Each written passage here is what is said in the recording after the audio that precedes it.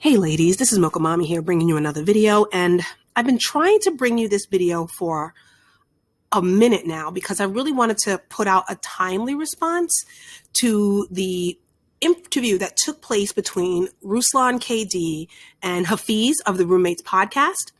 Now, I was brought to Ruslan KD's platform by Aya Misra, right? He put him on his community tab, and like I had predicted months ago, a lot of men are going to kind of start taking on the manosphere as it grows in popularity, simply because of the negative impact it's having on their image, right? So this Christian content creator decides to open up his platform and discuss with Hafeez of the Roommates, who's a self-proclaimed Christian, the manosphere, faith, and what that means for social media and just manhood in general. So I highly suggest that you ladies watch this interview and watch it in its entirety from beginning to end.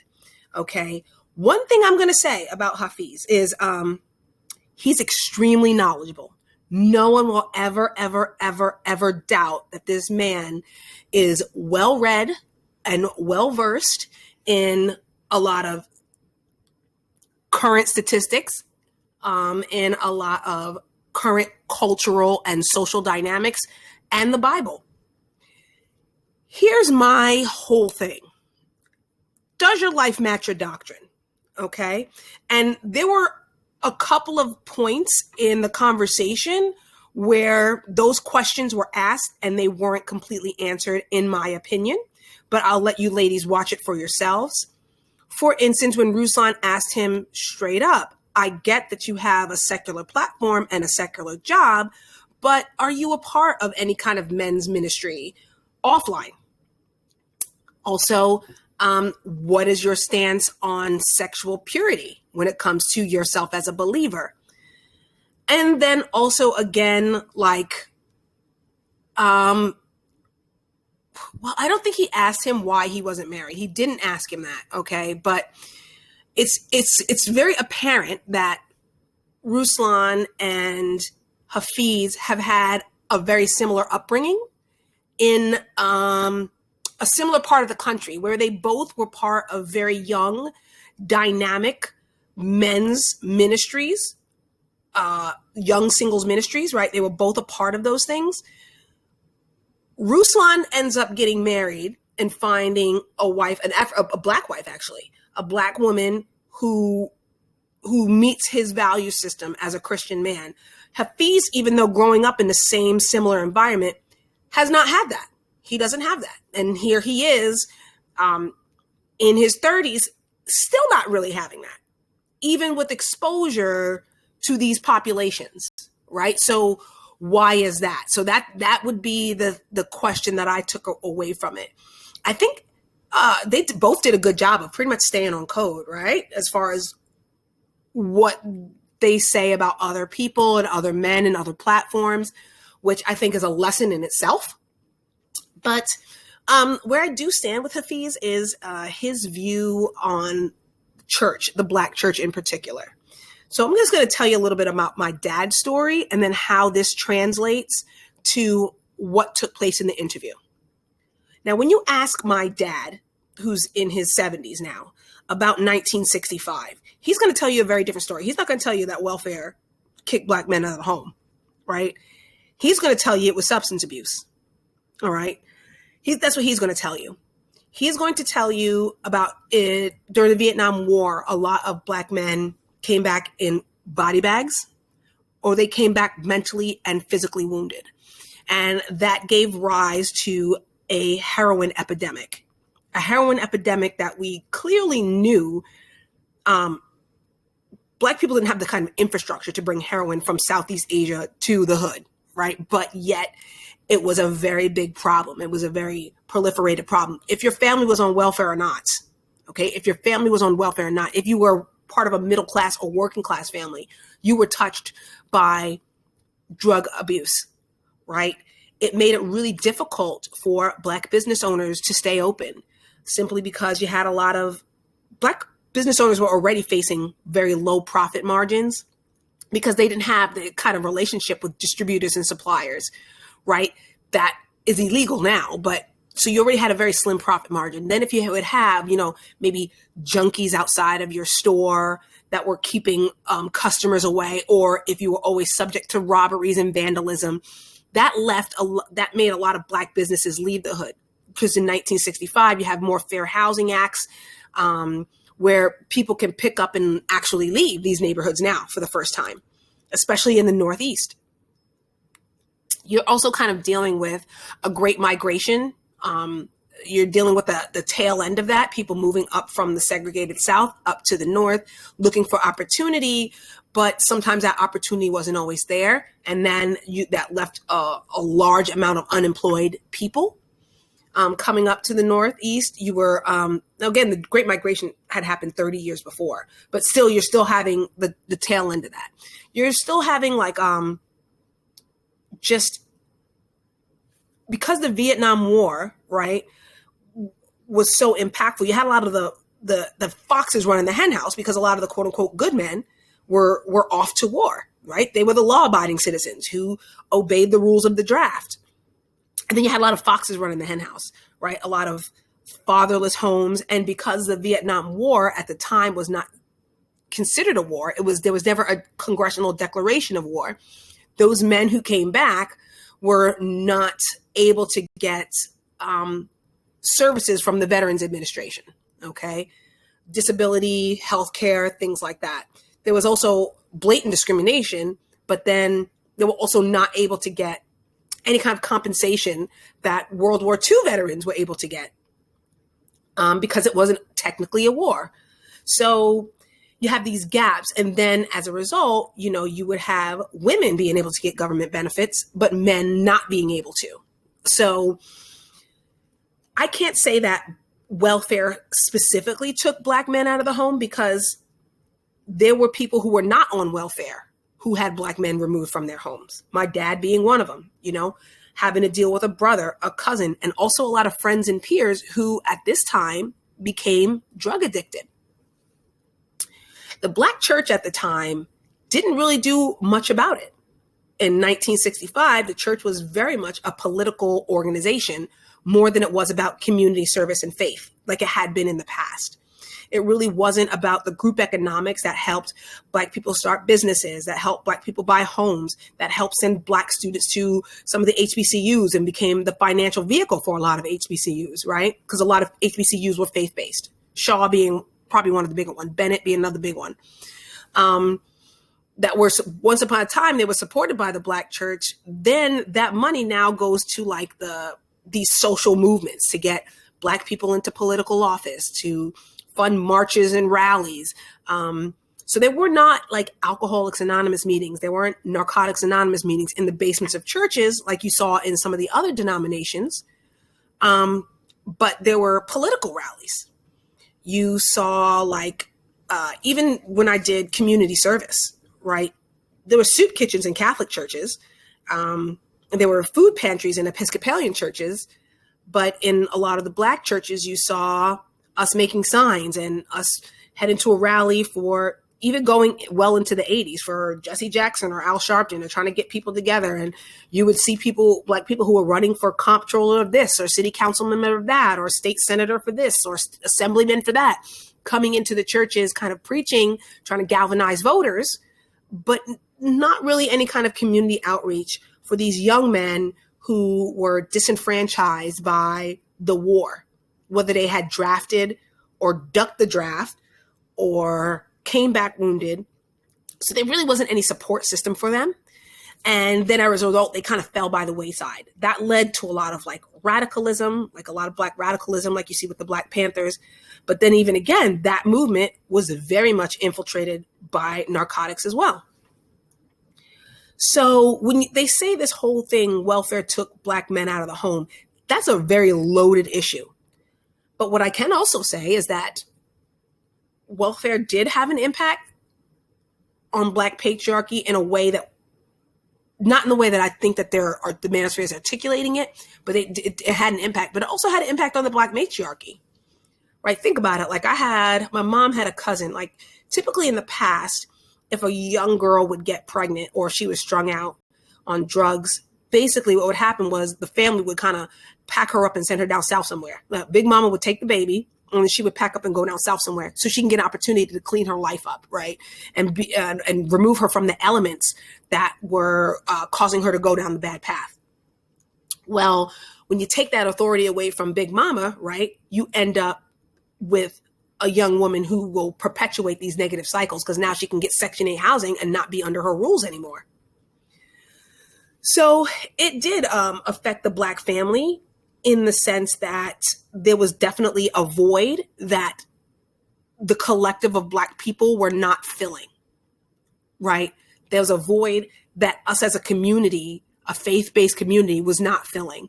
And even to this day, like you'll see like how the majority of Black men who are killing each other over the narcotics trade. Most of the Black men who are in prison right now are in jail around drug trafficking. And even now, when we're looking at the shorter Black male life expectancy, this is the shortest Black male life expectancy in over a decade.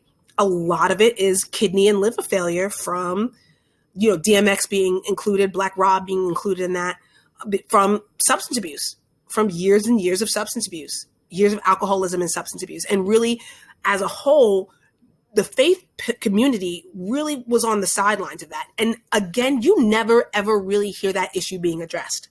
You never really hear that issue of Black male sobriety ever really being addressed by the collective. Because if there's a huge drug trade, that means there's a huge drug market. All right. We never really hear that issue being addressed. So I even remember first time I ever saw my dad got into a fight. I've told this story before about how this one guy was like, welfare kicked Black man out of the home. And basically this was a guy who had 3 baby mamas that he was rotating in between in like a housing project, in a subsidized housing project. So basically all 3 of the women finally got together and just kicked him out because what was happening is he was selling drugs out of the development, and they couldn't afford to lose their housing. So all 3 of them were kind of on the same accord and kicked him out. They were not going to give him a safe place to land because they were not going to risk their housing. And then my dad says to this guy, well, if welfare kicked the Black man out of the home, Colt 45 and crack cocaine packed his bags, right? Meaning that Black men had to take responsibility for their issues with substance abuse. And that was the first time that guy actually hit my dad. That was the first time I ever saw my dad got into a fight. First and only time I think I've ever seen him get into a fight. So he's going to tell you a very, very different story about 1965. His family was not on welfare. My mother's family was not on welfare. But there were definitely Black men who were no longer present because of substance abuse problems. Heroin and crack cocaine was very much different than that uncle who used to come home drunk every night, but who can still get it together enough in the morning to make it to the docks to go to work. Crack cocaine was a very different beast. Heroin was a very different beast. I really remember my grandfather telling the story of when he first bought a new car. He went upstairs to the brownstone, say, hey, everybody come look at the car. They all came downstairs and the car was stolen. I remember my dad telling me, stories about stores that they could no longer go to, that they used to be able to walk to by themselves, that they would know that was no longer safe to do so because of how many junkies were on the corner. My dad ended up losing a lot of relationships to a lot of his closest friends and peers. And that's still happening to this day. I mean, I'm going to also link in the description box the interview between Naomi Campbell and Chris Rock. And you'll really see Chris Rock talks about it too, how he's lost more friends to substance abuse than he has to police brutality. Right? So again, you can fast forward all the way to 1995. Here my dad is, this devout Christian, but went all the way to Washington, D.C. to stand shoulder to shoulder with other Black men in the Million Man March under the guise of the Nation of Islam. Okay, this is a devout Christian man who's standing here because he understood that there was a need for Black men to stand together in sobriety. That a lot of times when several of my uncles and my dad's male cousins who had substance abuse problems, the thing that really helped them turn around was the fact when the family, in fact, did cut them off. When the family did, in fact, cut them off, because they realized that they had nobody to call. Because even when they had come out of jail, when they had come out of rehab, they did not have anybody sober, another male that was sober in their support system. They had no other sober male in their support system. I have cousins that I don't even know. Right? I have cousins that I don't even know, because there was a time when my dad had to cut several of his family members off, and my mother had to cut several of her family members off. So when I made that video about DMX, I was really hoping that we could get to the point where we can really discuss substance abuse and how it has just ravaged our families. Now, back to this interview here. I say that to draw an analogy, okay? Like Hafeez, and myself being, I guess, an elder, a Gen Xer, right? I can say to this generation of millennial and Gen Z women, you need to respect me. I am an elder. I can say that all I want. And I can come up with all kinds of statistics and scriptures and scholarly journals and essays and books telling you why you need to respect me. But at the same time, I know the damage that has been done. So even if I have all of the answers, it means nothing if I don't build a bridge. It means nothing if I don't extend that olive branch and accept responsibility for what my generation has done to ruin this generation of millennial and Gen Z Black women. I have to take responsibility to build that bridge. I have to take every single plank of wood and nail it into place one by one in order to build a bridge so that you ladies can cross it, right? That respect as an elder that I'm supposed to be due, and I'm putting my hands in air quotes, that I'm supposed to be due, it's going to mean nothing if I don't prove myself respect worthy. Same thing with manhood. Until you build that bridge, until you start solving these problems, until you start fixing things and accepting responsibility, you will never get that respect. No matter what happens with society, no matter what happens with culture, no matter what happens in the church, the reality is, as a man, you are going to have to build a bridge. And they're not doing it. They're still blame shifting. I've told you ladies this story before, but one of the most important things I can say is that when I met my spouse, the thing that stood out to me the most, because I kind of knew of him, there were not too many Black and brown officers at that overseas duty station. We were both on a delegation of athletes that the Army had, and we have to go to another installation. And somehow the delegation of athletes from our installation, I'm a distance runner. There's a baseball team. There's some pugilists, which are like your martial arts and boxers and wrestlers. The pugilist delegation lost some of their equipment. My husband is the officer in charge of the detail because he's the highest ranking person. The pugilists lose their equipment in transit. So right now the pugilists are arguing and fussing who lost what, who didn't pack what, who didn't take what, whose fault is it, blah, blah, blah, blah. And my husband is like, stop. When you're a leader, the problem may not always be your fault, but the solution is always your responsibility. Let's figure out how we can fix this problem. So then that's when he started asking, like, who had Hafeez credit cards? Well, an Hafeez credit card would be like the credit card. You have authorization to buy things on the government's dime. Like you have a credit card that could allow you to buy things from the from a military installations retail store, right? So because I'm an officer at this time, I have that. And I'm like, I raised my hand and I volunteered, right? Not because he was a man, not because he outranked me, but because he was committed to the solution, right? I volunteered to help him. Now, we distance runners, we have our own culture. Like we're very much in our own zone. Our sport is not really dependent on each other. We're very much independent contractors, as you can say, like as athletes. So we don't really have the team dynamic that sometimes that maybe basketball and baseball teams do, right? We really don't have that. But yet I was willing to even overcome that culture, overcome the fact that this is not my sport. These are not my people. This is not my issue. But yet I want to be a part of the solution, right? Because there was a problem and I wanted to be a part of the solution. And I think that's the thing that Black men as a collective are failing to understand. You're going to have to really build a bridge. You're going to have to build a bridge. And that is the unfortunate reality of failed patriarchy. That's the unfortunate reality. So no matter what caused the fall of the patriarchy, no matter what happened, caused the failure of the patriarchy, you're going to have to build a bridge in order to repair it. What do I mean by failed patriarchy? Let me give you an example of what failed patriarchy is from my generation as a Gen Xer. As a Gen Xer, a woman in her 40s, middle-aged Black woman, a lot of my peers are faced with a very, very challenging reality.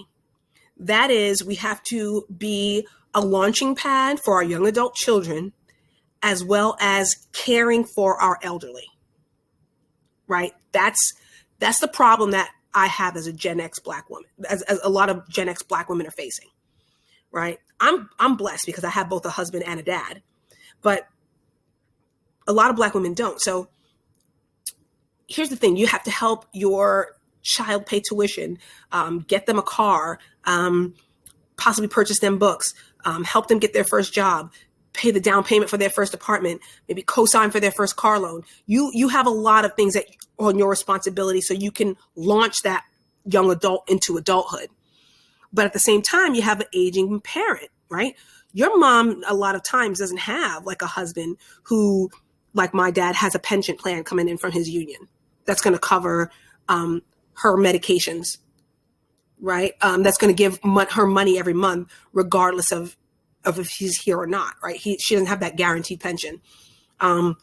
She doesn't have somebody bringing in an additional Social Security check. So when she falls into that Medicaid donut hole and has to decide between food and medications, she doesn't have that extra income coming in, right? So because Black women are living in a failed patriarchy, you could say all day about how we're worth $4, $5. You could say all day about how I'm just a broke hoe, right? You could say that all day, but the bottom line is, as a middle-aged Black woman, as a Gen Xer, you're not solving any of my problems. You're not caring for the elderly, and you're not helping to be a launching pad for these young adults. A lot of you ladies who are young adults, this is one of the reasons why I'm pushing you guys to be into more lucrative careers, because a lot of you are going to be your mother's retirement. You don't have to just have the disposable income, but you have to have the type of career that allows you to basically take time off to care for her.